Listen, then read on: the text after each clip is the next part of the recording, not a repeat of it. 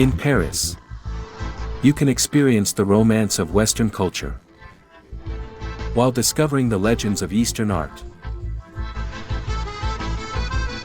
The Cernuschi Museum is hosting an exhibition on Chinese painting history. One artwork in particular has drawn great attention. This fine line landscape painting by Zhang Daqian, Red Cliff,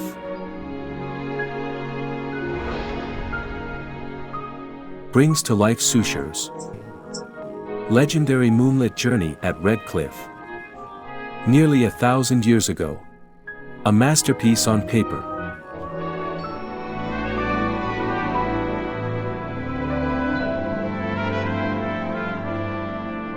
Dr. Yi Kai has worked at the Cernuschi Museum for a decade, curating exhibitions on ancient Chinese paintings and Chinese artists in Paris. But sudongpo remains a lasting fascination. Anyone interested in Chinese culture, even without expertise, will be influenced by sudongpo. Sudongpo remains an inspiration of his era, and his poetry, translated into many languages, still captivates readers worldwide.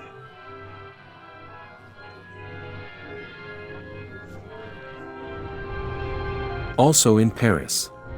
At the turn of the millennium, Le Monde, mainstream media in France, selected 12 great historical figures. Sudongpo was the only Chinese figure on the list.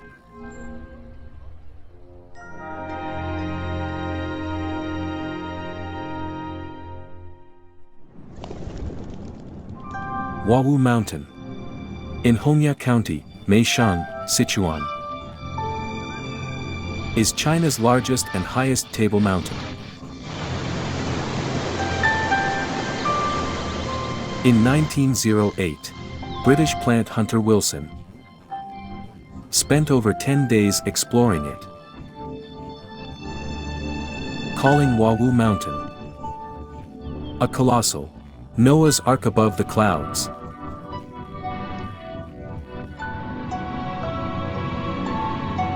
This square mountain spans 10 square kilometers, rising to 2,830 meters. But who could claim a seat before this mighty peak and write a life's masterpiece?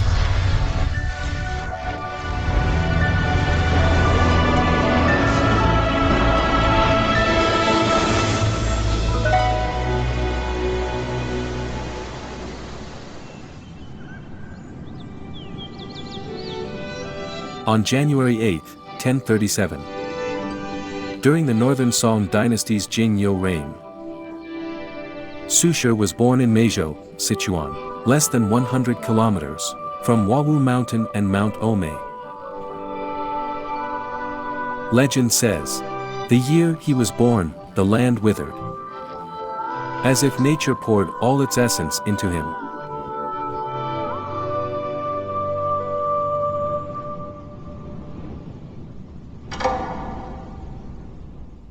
A 1,000 bamboo stalks before the house, a vast library within. This describes life in the Su household. The Su family had a literary legacy. Their ancestor, Su Weidao, an early tongue literatus, renowned alongside Du Fu's grandfather Du Xinyan, served as chancellor under Empress Wu Zetian, before being exiled to Meizhou. One of his sons settled there, founding the Meizhou Su lineage.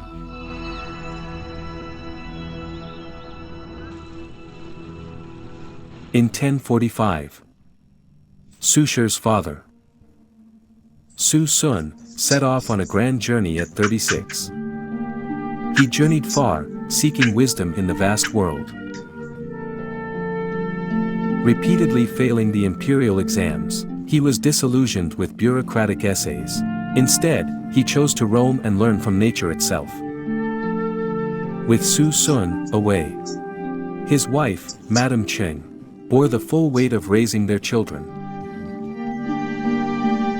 Born into a distinguished Meishang family, Madame Cheng's brother was a Jingshi scholar. The Su and Cheng families were closely tied. Su Sun's elder brother Su Huan passed the exam, alongside Cheng Jun, leading to their alliance. At 17, Cheng married 18-year-old Su Sun.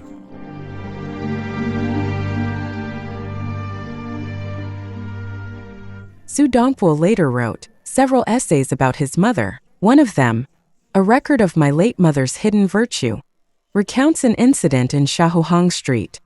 One day they unearthed a buried jar, likely someone's hidden treasure from long ago. But Madame Cheng simply said, "That belongs to someone else." She had the maid bury it again. Madame Cheng set many strict rules. One of them was forbidding the family from capturing birds or taking eggs. Young Su Shi was full of life and curiosity. When he wasn't studying, he loved birdwatching with his quiet-natured brother, Su Shi. Birds nested everywhere near their house, even in low branches where children could easily feed them. Neighbors saw this as a blessing brought by her kindness.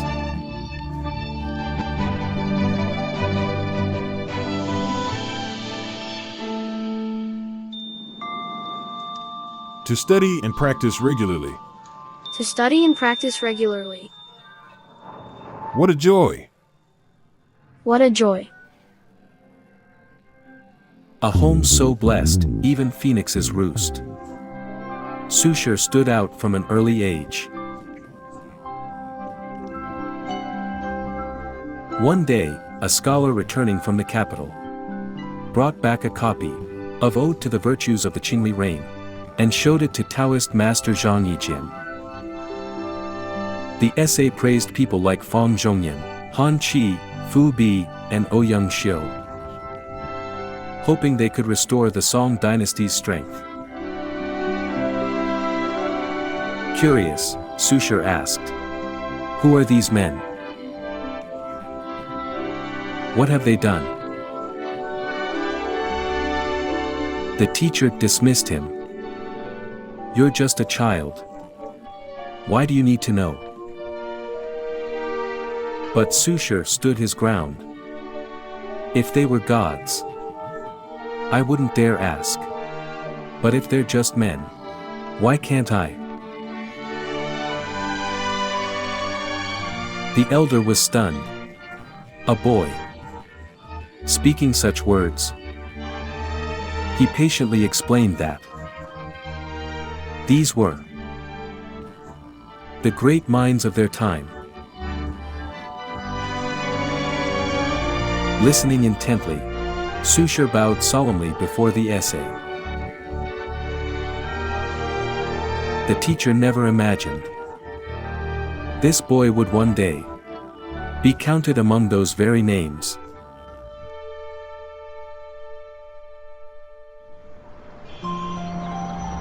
Though far from the Central Plains, Sichuan had long been a land of prosperity and culture. During the Northern Song, Meishang was home to the Sun family library, which held rare palace texts. Book merchants flocked here, fueling the rise of woodblock printing. This revolutionized access to books, making knowledge far more available than borrowing or hand copying. One day, Madame Cheng was teaching her sons the Book of Later Han, specifically the story of Fang Pan. Fang Pan was a respected scholar official. He exposed corrupt eunuchs and was framed for it. ultimately choosing martyrdom at just 32. Before his execution, he knelt to bid farewell to his mother, urging her not to grieve.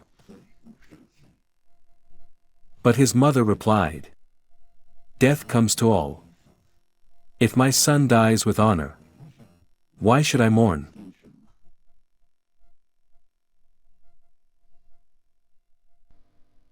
Reading this, young Su Shi suddenly dropped to his knees before his mother. "Mother, when I grow up, I want to be like Fong Pan. Will you allow it?" Madame Cheng answered without hesitation, "If you can be Fong Pan, why can't I be his mother?"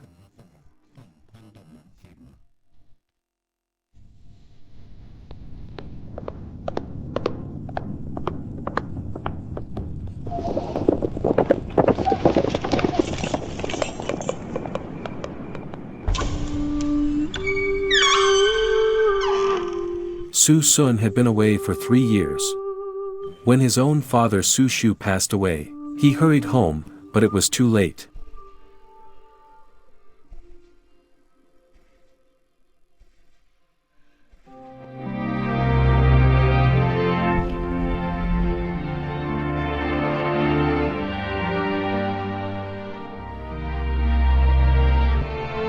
He secluded himself for 10 years, vowing not to leave Sichuan. Instead, he devoted himself fully to educating his sons. Among the 8 masters of tongue and song, only Su Sun never passed the imperial exam. Yet his influence on Chinese literature was profound, not just through his sons, but through his own writing. Ouyang Xiu, the literary leader, admired him immensely, saying Su Sun's essays were on par with Xuanzi's. A remarkable compliment indeed. Inside today's Sansu Shrine stands a replica of the wooden rockery. 3 towering peaks, weathered by time.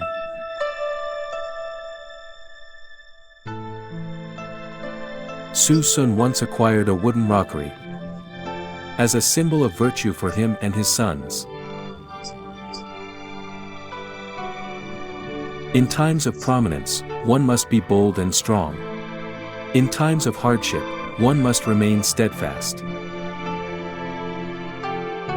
Opposite the rockery is Lifeome Pavilion, where Su Sun once tutored his sons. Having traveled widely in his youth, Su Sun saw the looming crisis in the Song dynasty. He hoped his sons would become scholars, leave Sichuan, and serve the empire. Su Sun had over 1,000 books, and even compiled a special selection for his sons. Beyond reading, he made them write, assigning the same topic, then discussing and critiquing each other's work. The wind strips the autumn leaves, yet brings forth spring blossoms. A father knows his sons best, seeing Su Shi's sharp and expressive nature. A man whose brilliance stands out. Su Sun named him Shi with the courtesy name Zizhan. Shi refers to the handrail of a carriage, a support used by emperors and by generals commanding battles. It symbolizes stability and guidance. Su Sun hoped his son would aid in governance. Yet, since a handrail is exposed, it is also vulnerable. Thus, he was named Zizhan, hoping he would be cautious. Su Shi, courtesy name Zio, on the other hand, was steady and reserved. His name, Zhe, means the wheel ruts left by a passing carriage. A reminder to always remember his path and move forward steadily. Historically, Meishan was a hub of silk weaving. Light fabrics were called sha, crinkled ones hu. Shahuhang was where merchants traded silk and brocade. The Song dynasty saw the rise of a commercial society, flourishing cities, and a shift in thought. Society was open-minded. Many women ran businesses independently. Having seen the world, Madame Cheng reassured Su Sun, "Don't worry about making a living. Focus on your studies and serve the greater good." While Su Sun traveled, she rented a shop in Shahuhang, in Meishan, selling silk products. A savvy businesswoman, she single-handedly supported the family. Within a few years, she even bought multiple stores. Later remembered by Su Shi as their family's 5-mu estate. Without her financial support, Su Sun and his sons wouldn't have had the stability to study and take the imperial exams. Where did the money come from? Madame Cheng's business ventures. She was the pillar of the Su family. Legend has it that Su Shi first met his wife, Wang Fu, right here at Fish Summoning Pond.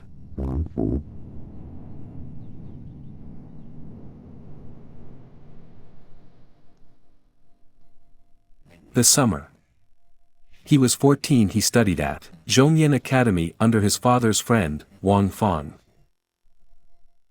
One day while admiring the spring, the mischievous boy clapped 3 times. And, as if answering his call, fish emerged from the depths.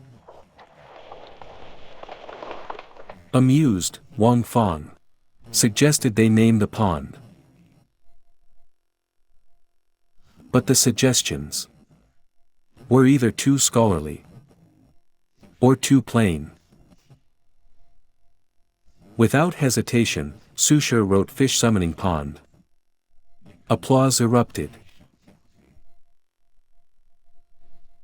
Just then, a maid delivered a note from Wang Fang's daughter, Wang Fu.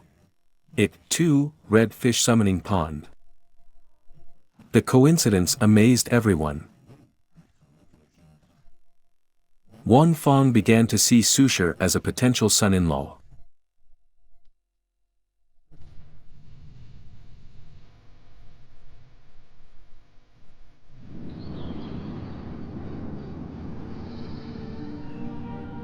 Three years later, on an auspicious day, Su Shi married Wang Fu, the girl he had long admired. That year, he was 17, and she was 15. The perfect age, the perfect match. He was overjoyed. Years later, he composed to the tune of Nang Xiangzi, a collection of verses, weaving references from poets like Li Shangyin, Du Mu, and Bai Juyi. The first half praised Wang Fu's beauty. The second captured their wedding night's bliss. To his surprise, Wang Fu laughed as she recited each literary reference by heart. Her skin, smooth as jade in winter's chill. Her voice, a song that overflows the golden flask. She outshines the blossoms of spring. How could they compare to the spice bush in early February? Youth slips away in a fleeting moment, yet we steal a sip of drunken bliss. The silk canopy drapes behind the silver candle, and in this joy, I cast away all worldly pretense. It wasn't easy for Wang Fu to understand Su Shi's poetry, Yet she could grasp its literary references and discuss them. Their connection went beyond life itself. They resonated on an intellectual level, which was rare. The following year, Su Sun arranged a marriage for his younger son, Su Shi. This was all part of his plan. With both sons settled and a wise wife managing the household, Su Sun made a bold decision. Nearing 50, he resolved to leave Sichuan with his sons and see the world beyond. The half-moon over Mount Ame casts its shadow into the Pingqiang River. By night, I set sail from Qingxi toward the Three Gorges, longing for you as I drift past Yuzhou.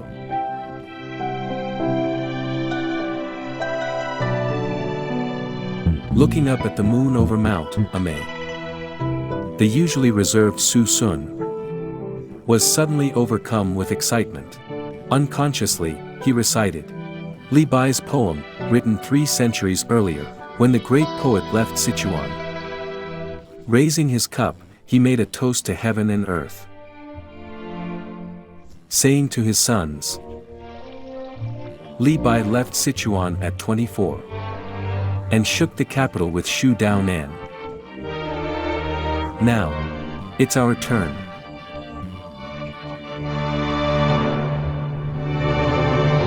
Come, let's drink to the spirit that has brewed for 300 years.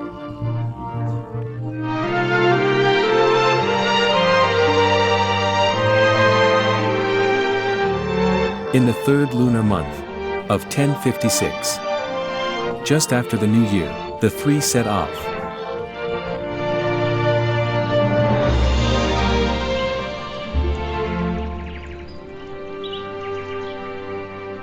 That autumn, in Kaifeng's imperial exam, Su Shi and Su Shi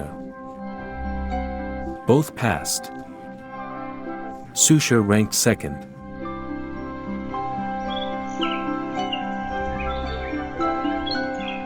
The following spring, in the Ministry of Rights exam, Su Shi wrote a bold political essay on the virtue of balanced justice. The chief examiner was none other than Ouyang Xiu. Among the examiners was poet Mei Yaochen. Reading Su Shi's essay, Mei Yaochen was stunned.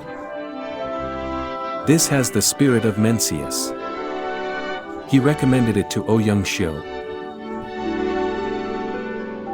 Ouyang Xiu was equally impressed and declared it first place. But then he hesitated. This level of writing, surely, it must be my student Zhengong. To avoid favoritism, he moved it to 2nd place.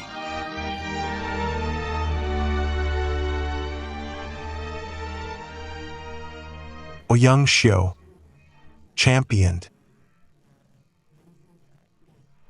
a literary revival, and Su Shi's essay in the exam fit his ideals perfectly. He argued that both punishment and rewards should be measured, neither excessive nor lenient. Once the theme was set, one had to present a range of arguments to support and elaborate on it. When Su Shi lacked examples, the mischievous boy simply made one up. When the seal was opened, Ouyang Xiu was shocked. The writer wasn't Zhengong, but Su Shi. Clapping his hands in admiration, he exclaimed, "Reading his words sends shivers down my spine. I must make room for this young talent."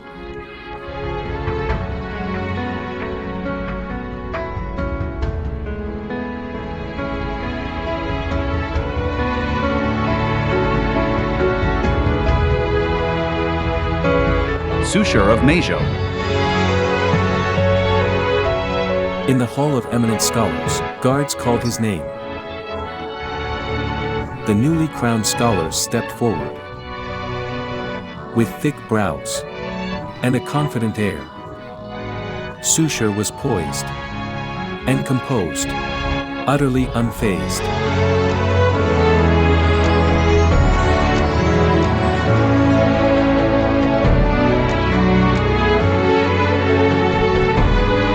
Su Shi of Meizhou. Slightly taller than his brother, his face still carried traces of youth. A man of few words, but sharp and sure.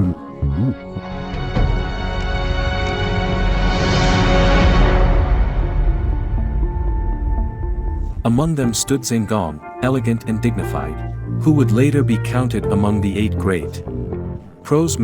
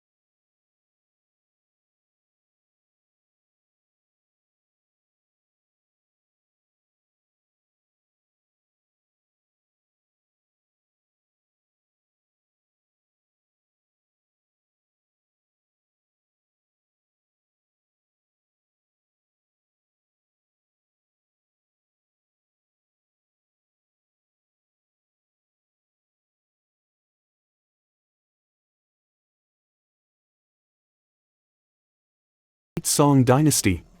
That number had soared to over 120,000. The civil service exam expanded rapidly, fueled by national policies and the rise of printing technology. It aligned with the era's conditions perfectly. This created a new intellectual class.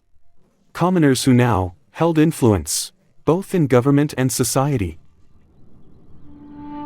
Just as the Su brothers celebrated their success, tragedy struck.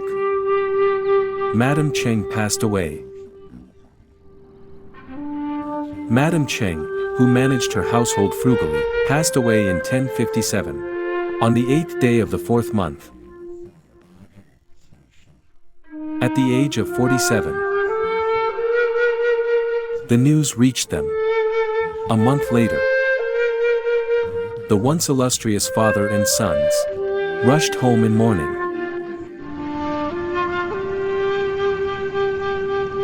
Madame Cheng was extraordinary. Like a silkworm spinning silk until its last breath, she gave everything she had. Supporting her husband, her 2 sons, and the entire family. She sent them off to a brand new chapter in life. Madame Chen's passing was the Su brothers' first deep sorrow. This pain, at the height of their triumph, would shape them forever. In the autumn of 1059, Su Sun set out once more, this time with his 22-year-old son Su Shi and 20-year-old Su Shi. Their destination, the capital, to finalize their appointments. With Madame Cheng gone, Su Shi's wife, Wang Fu, Su Shi's wife, Lady Shi, and Su Shi's infant son, Su Mai, all traveled with them. No one knew if they would ever return to Meishan. Sailing eastward, father and sons, composed over 100 poems. Those long days on the river, filled with shared words and laughter, would be their most cherished time together. Back in the capital, without their mother's financial support, they lived frugally. Meals were reduced to plain rice, white radish, and salt. A diet sushi.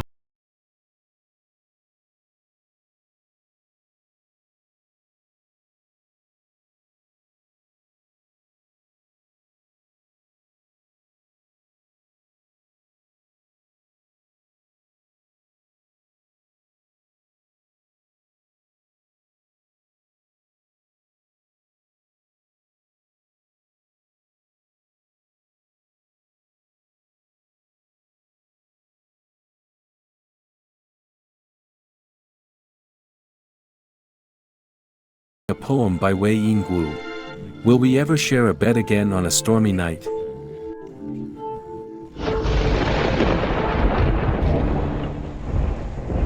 Just then, a cold wind howled, rain seeping through the window. He suddenly realized, once he and Su Shi entered officialdom, they would be separated, perhaps forever.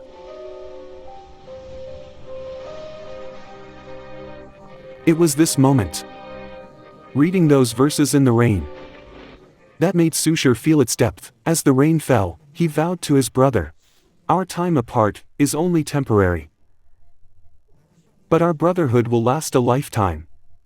One day, on a stormy night, we must reunite, side by side, and relive the joy of being brothers." They sealed their promise with a handshake, a moment of profound meaning for both of them.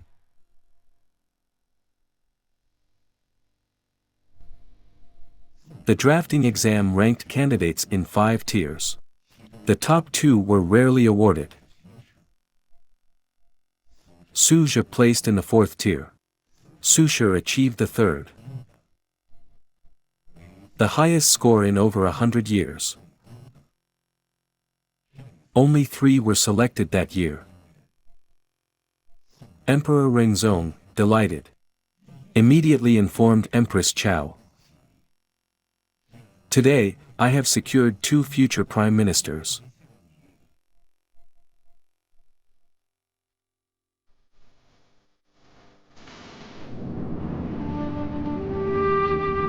By the year's end, Su Shi left for his first official post. Su Shi, still awaiting appointment, chose to stay in the capital with his wife, to care for their father.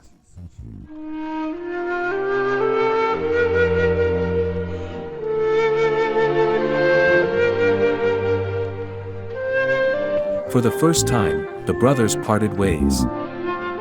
Neither could find the words to say goodbye.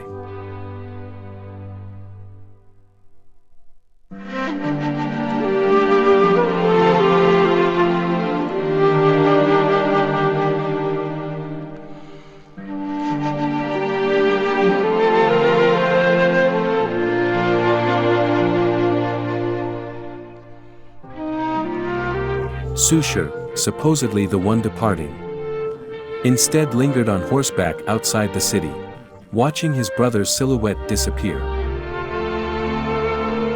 He recalled their promise, a stormy night, side by side, and wrote to Su Shi, reminding him not to forget.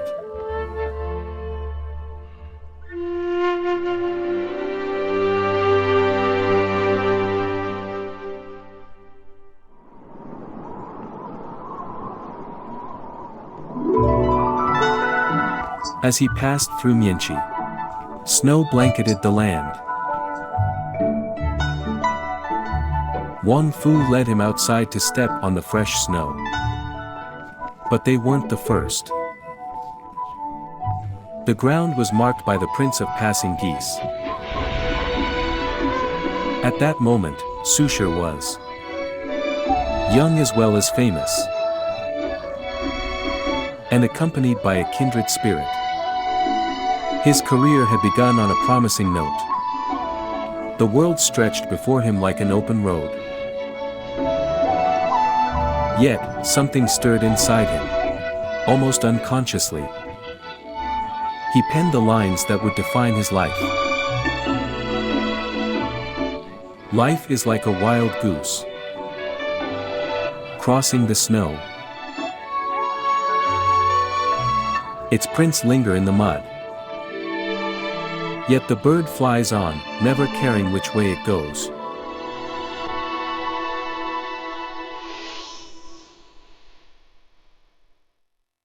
With his third-tier ranking, Su Shi began his first official post.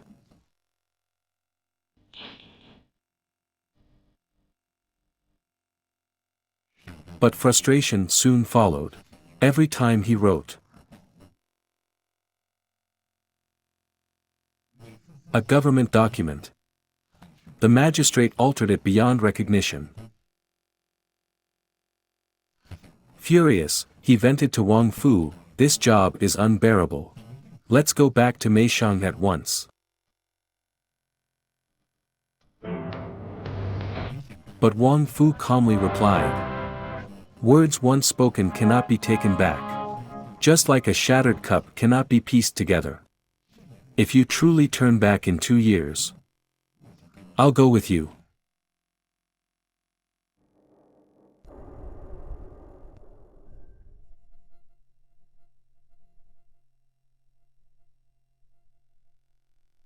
Her words left Su Shi speechless.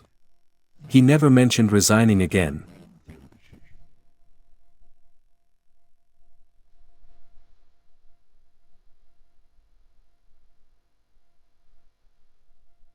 Whenever guests visited, Wang Fu sat behind the screen, doing needlework, and quietly listening. She had a keen sense of people, and her judgments of people were rarely proven wrong. She often warned her young, ambitious husband, "Beware of those who flatter you. Such friendships rarely last. Value those who criticize you, for they are like mirrors reflecting your flaws."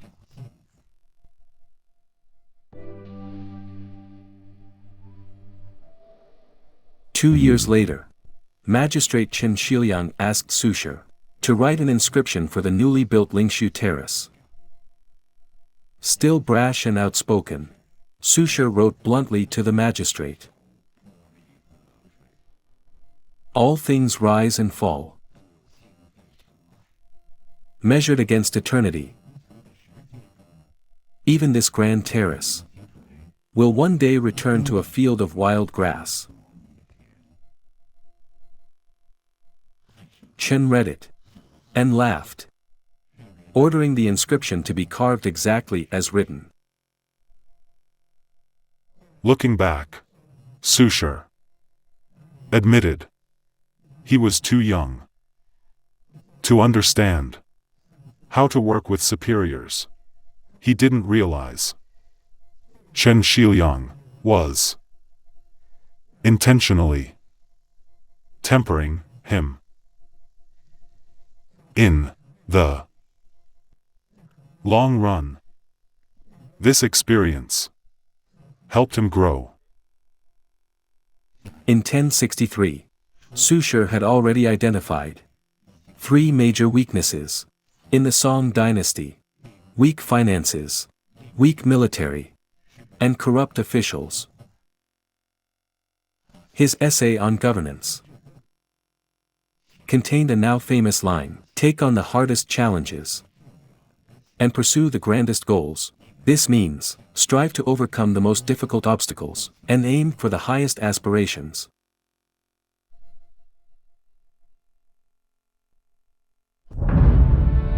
After 3 years, his term ended. He returned to the capital, reunited with family, received a promotion, and even met Emperor Ingzong. Life was at its peak.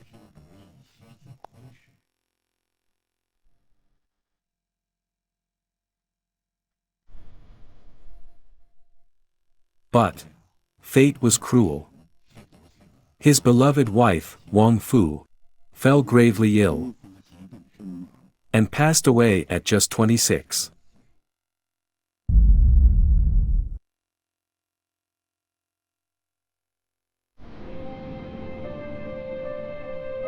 Su Shi was devastated. He and Wang Fu married young, and their bond was deep, yet fate denied them a lifetime together.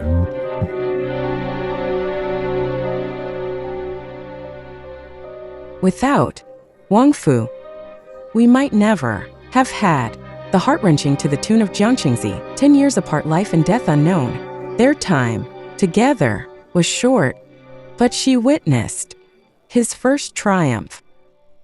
After she was gone, Sudongpo's life became one of endless wandering. From Hangzhou to Mizhou, from one city to another. It became a theme of his life. That cold winter night in Mizhou, as he thought of her. His sorrow in the bottom of his heart wasn't just for their lost years, but for the realization that neither love nor youth would ever return. A year later, Su Sun fell gravely ill. He made one final request of his son: "Your wife stood by you through hardship. When the time comes, lay her to rest beside your mother."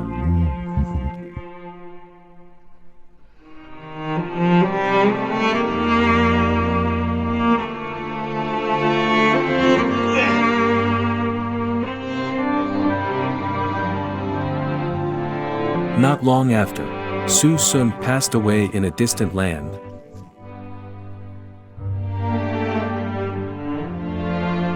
From the emperor, to his ministers, to common folk in the capital, all mourned his death. Mourners lined up at their door.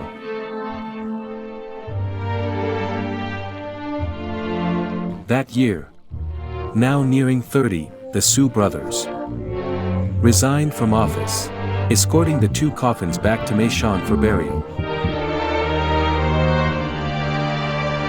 Su Shi laid Wang Fu to rest beside their parents. At this moment, you see his deep emotions. I often say, in this poem, people overlook the details. I know the place that breaks my heart every year, under the bright moon, by the short pines. How many pines stood there? 30,000. Su Shi planted 30,000 snow pines with his family by the graves of Wang Fu and Madame Cheng. That alone speaks to the depth of his love. For 3 years in mourning, the Su brothers remained in Meishan together. They spent countless nights reminiscing over life, loss, and the passing of time.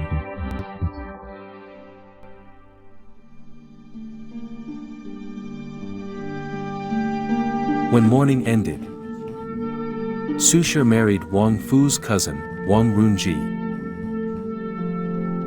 Born in a leap January, her original name was Lady 27, but Su Shi renamed her Runji. 11 years younger than Su Shi, she admired both his character and talent. She even raised Su Mai, his son, with Wang Fu as her own.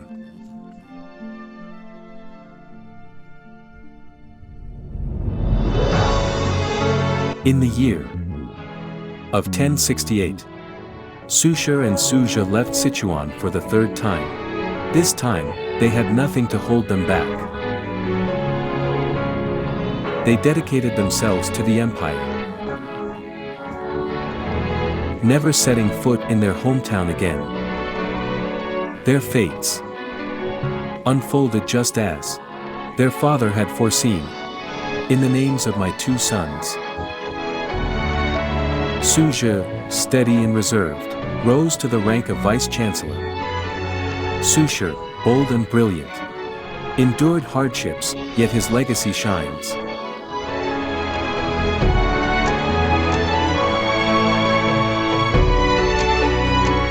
Ten years later, in Meizhou, Su Shi had a dream. He saw Wang Fu again, walking with him through a vast, snowy landscape.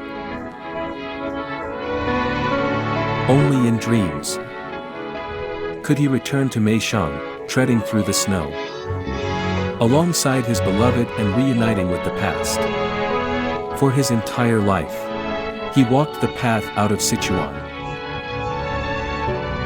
Ahead lay the world. Behind him, forever out of reach, home. I am Mon Mon, and I would like to share with you, to the tune of Jiangqingzi.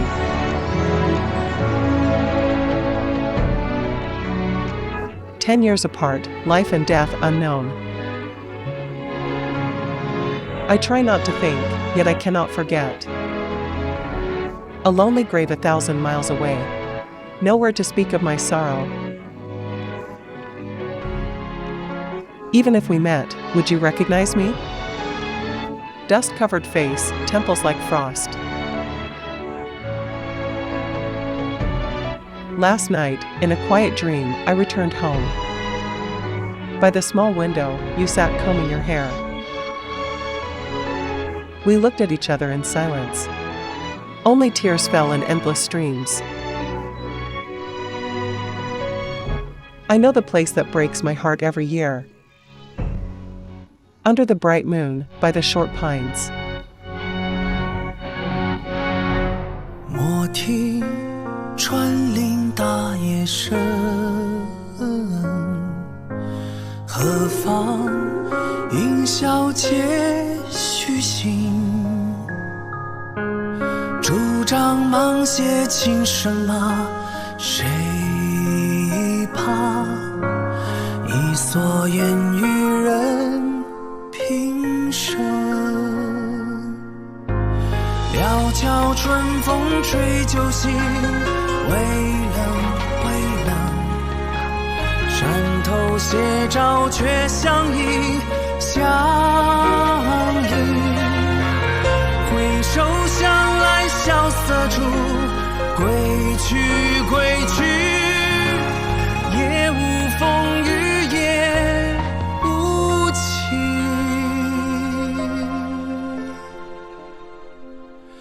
也无晴。